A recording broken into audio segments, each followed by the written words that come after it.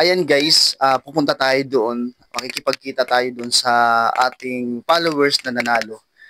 Ibibigay natin yung kanyang napalalunan. At saka kasama na dito yung kanyang stickers. Ayan guys, tara. Tara, let's. Hi fans!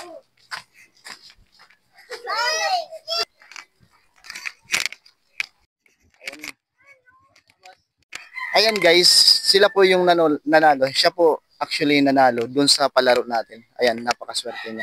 Ano po masasabi niyo? Thank you po kasi malaking bagay na po yan. Kahit ganyan lang po, okay na po yan sa akin.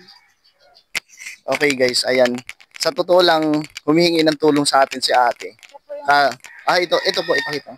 Ito po yung may sakit po na anak nila. Humihingi po sila ng tulong sa atin. Di bale, pag may maitutulong kami, Yung ano lang po, tutulong kami. financial lang po sa gamot. Kasi po, kada buwan po, may bili po kami tag 500 po isang gamot niya. Maliit lang po yun. Ganyan lang po siya. Okay. Ayun naman ang inuuna namin, lalo na yung sa kapatid mo. Dahil... Depende pa po kung meron din sa Kaste. Kasi sa Olongga po, subit lang meron. Okay.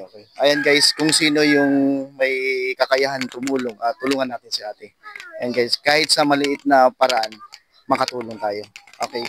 Salamat sa iyo at sumali ka sa... Thank you po. Okay.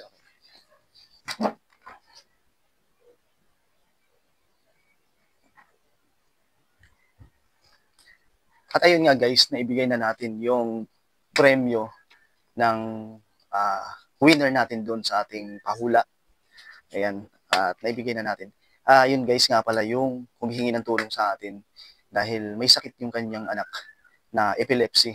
Hindi natin matulungan nung mga nakaraan kasi alam niyo naman guys, hindi pa naman talaga tayo sumasahod sa Facebook at yung ipinapapalaro natin at yung tinutulong natin ay galing yun sa sarili ko pang bulsa.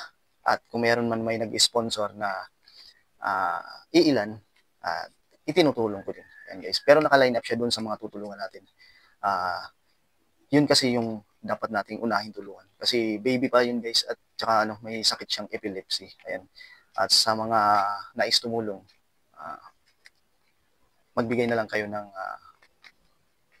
konting tulong na maitutulong natin sa kanila. Ayan guys.